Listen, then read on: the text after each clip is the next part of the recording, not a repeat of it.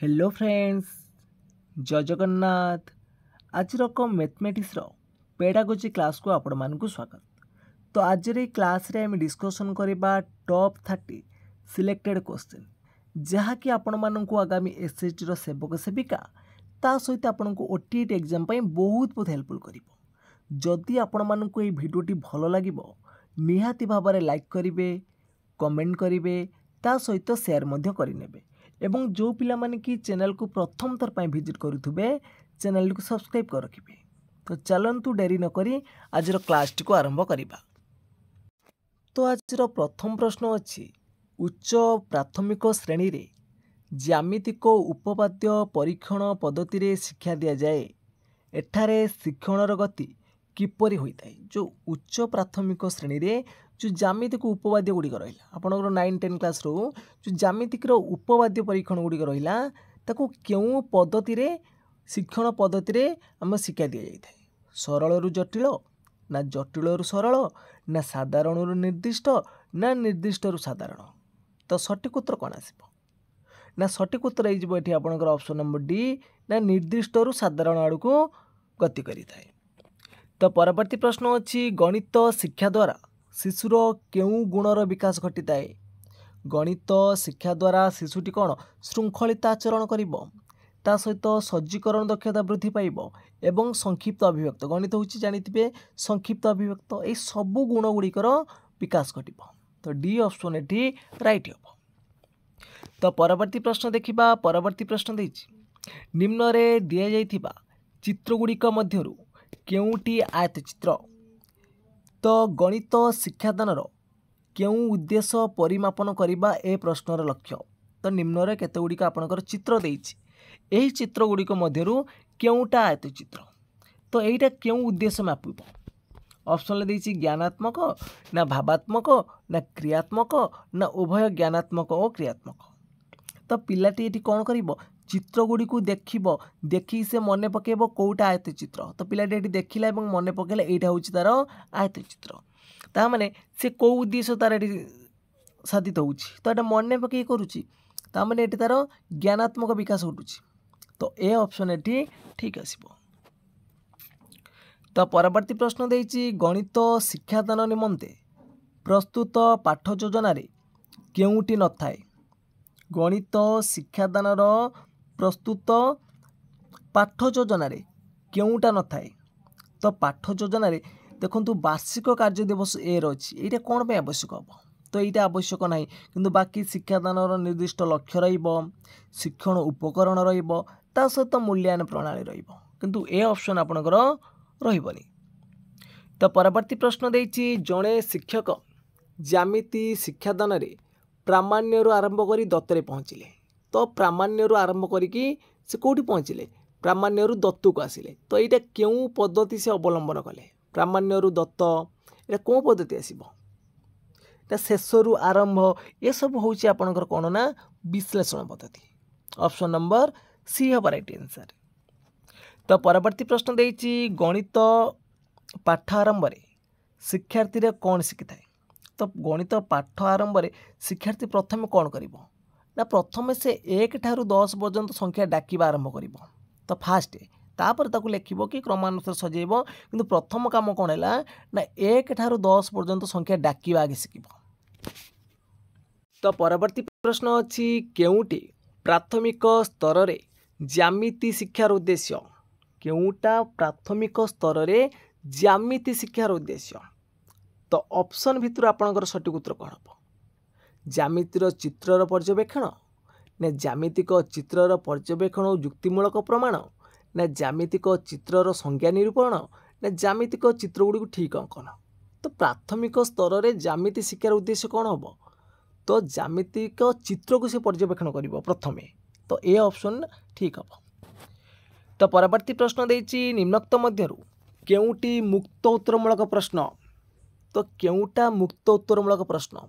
तो 5 गुणन 4 तो यार उत्तर होउछि केते ना 20। तो एटा कोन गोटे निर्दिष्ट उत्तर यार अछि। तो 4 रे केते गुणिले 20 हबो तो यार भी आपन देखंतु गोटे निर्दिष्ट उत्तर आसुछि। तो एटा भी सेमती 5 हम ना कि तो ये भी आपंकर कौन ना निर्दिष्ट उत्तर आसूँ कि क्यों संख्या क्यों संख्या गुणिले 20 आसब तो ये आपण मैंने जेको संख्या नहीं पारे 1 गुणन 20 नहीं पारे 2 गुणन 10 नहीं पारे 4 गुणन 5 नहीं पारे तो यहाँ हूँ कौन ना गोटे मुक्त उत्तरमूलक प्रश्न। तो परवर्ती प्रश्न देती जेकोसी दुईटी जुग्म संख्यार जोगफल हूँ गोटे जुग्म संख्या अटे तो प्राथमिक श्रेणी में यार शिक्षादान निमंते क्यों पद्धति अवलंबन करा उचित तो जेकोसी दुईटा जुग्म संख्यार जोगफल हूँ कौन ना गोटे जुग्म संख्या आम देखुं जेकोसी दुईटा जुग्म संख्या को आम जोग कले कौन हो तार जोगफल कौन आस जुग्म संख्या आम ये उदाहरण ने उदाहरण आम प्रमाण में पहुँच गले आम जाणीगले कौन जेकोसी दुईटा जुग्म संख्यार जोगफल हूँ गोटे जुग्म संख्या ताले ये कौन आम जानी सारी एटा क्यों पद्धति अवलंबन कराऊँच जेकोसी दुईटी जुग्म संख्यार जोगफल हूँ जुग्म संख्या अटे यहाँ कौन आम अलरेडी जानिले सूत्र को प्रयोग कर कौन आसपी आरोहण हम तो आरोह हम ये आम ये कौन आविष्कार कले तो आरोह पद्धति हम ये राइट आंसर। तो परवर्ती प्रश्न अच्छी गणित शिक्षादान क्यों पद्धति रे सिद्धांतरू प्रमाण आरंभ होता है सिद्धांतरू प्रमाण बा आपण देखु सिद्धांतरू दत्त हम बा आपणकर आसब कौन अज्ञातरू ज्ञात अजणारू जना ये सब हूँ कौन ना आपणकर कौ पद्धति विश्लेषण संश्लेषण आरोहण ना अवरोहण तो सठिक उत्तर कौन आसब ना ऑप्शन नंबर तो सठिक उत्तर हो कौन ना ऑप्शन नंबर ए विश्लेषण। तो परवर्ती प्रश्न अच्छी केउटी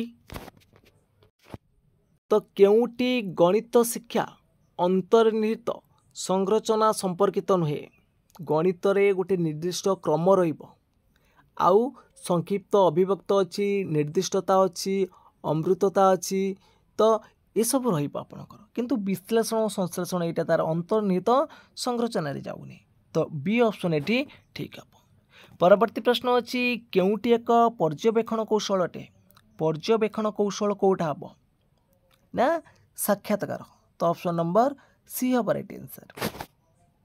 तो परवर्ती प्रश्न देती निम्नोक्त शैक्षिक उद्देश्य गुड़िक मध्यरु केउटी अन्य तीनोटी ठार भिन्न अटे केउटा अन्य तीनोटी ठार भिन्न ठीक उत्तर चयन करिबा बिंदु संयोग द्वारा ज्यामितिक चित्र अंकन करिबा ना सानरू बड़ क्रम रे संख्या गुड़िक सज्जीकरण ना मौलिक संख्या गुड़िक पृथकीकरण केउटा अन्य तीनोटी ठार भिन्न कौटा ना बिंदु संयोग द्वारा ज्यामितिक चित्र अंकन यहाँ देखो अन्य तीन ठार भिन्न हम तो ठीक उत्तर चयन करवा बा सानू बड़ क्रम सजाई रखा यही सब गोटे प्रकार अच्छी तो ऑप्शन नंबर बी हम ये राइट आंसर। तो परवर्ती प्रश्न अच्छी गणित शिक्षादान निमंते शैक्षिक उद्देश्य गुड़िक क्यों क्रमटी ठीक प्रथम हूँ कौन ना ज्ञान तापर देखा बोध आसब तो ऑप्शन आप कटो तो यहाँ भी ज्ञान नहीं कटो यहाँ भी देखो कटो तो ज्ञान बोध प्रयोग विश्लेषण डी ऑप्शन ठीक हम। तो परवर्ती प्रश्न देखा परवर्ती प्रश्न देती बौद्धिक विकास क्यों पर्यायर शिक्षार्थी वास्तव वस्तु साहाय्य गाणितिक ज्ञान आहरण करें तो ये क्वेश्चन परीक्षा बारंबार आपंकर आसूँ बौद्धिक विकास क्यों पर्यायर शिक्षार्थी वास्तव वस्तु साहाय्य गाणितिक ज्ञान आहरण करें तो सठिक उत्तर कौन आसब ना ऑप्शन नंबर सी स्थूल संकार्यधर्मी पर्यायर तो ऑप्शन नंबर सी हम राइट आंसर। तो परवर्ती प्रश्न अच्छी प्राथमिक स्तर रे ज्यामितिक पढ़ाइबा क्यों पद्धति मुख्यतः व्यवहार करा जाए प्राथमिक स्तर रे ज्यामिति पढ़ाइबा हेले आरोह अवरोह पद्धति व्यवहार करा जिवो तो बी ऑप्शन ठीक आसिब। तो परवर्ती प्रश्न देती निम्न प्राथमिक स्तर रे विभिन्न ज्यामितिक आकृतिर वास्तव धारणा देवाई मुख्यतः केउटी करा जिबा उचित प्राथमिक स्तर रे निम्न प्राथमिक स्तर रे विभिन्न ज्यामितिक आकृतिर वास्तव धारणा देवाई मुख्यतः केउटा करा जिबा उचित तो सठिक उत्तर कौन आसिब ना ऑप्शन नंबर सी विभिन्न आकृतिर वस्तु प्रदर्शन करिबा।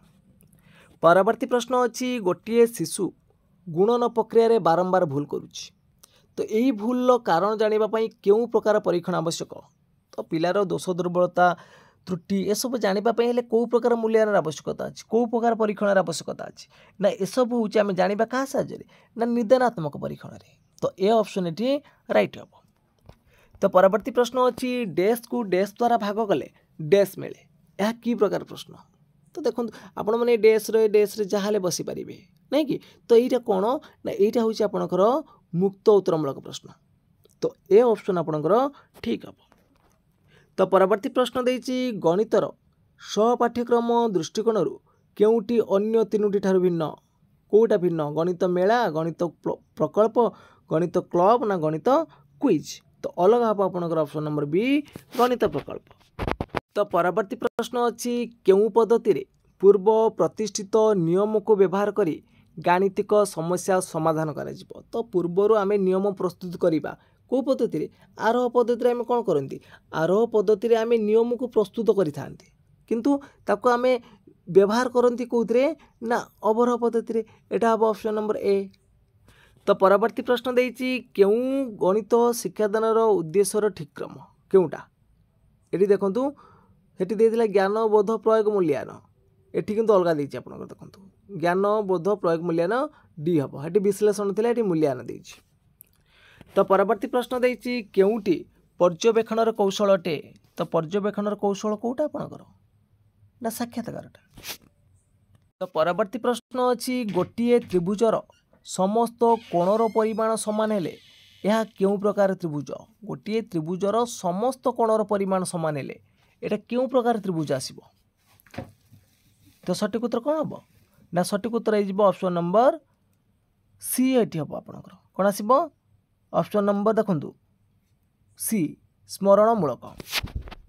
तो परवर्ती प्रश्न देछि केउटी गणितर स्वरूप संपर्कित नुहे गणितटा हूँ आपणकर कौन निर्दिष्टता अच्छी निर्दिष्ट क्रम रही संरचना रही किंतु व्यापक अभिव्यक्त नहीं सेटा संक्षिप्त अभिव्यक्त थे आपणकर एठी ठीक ही पारथा।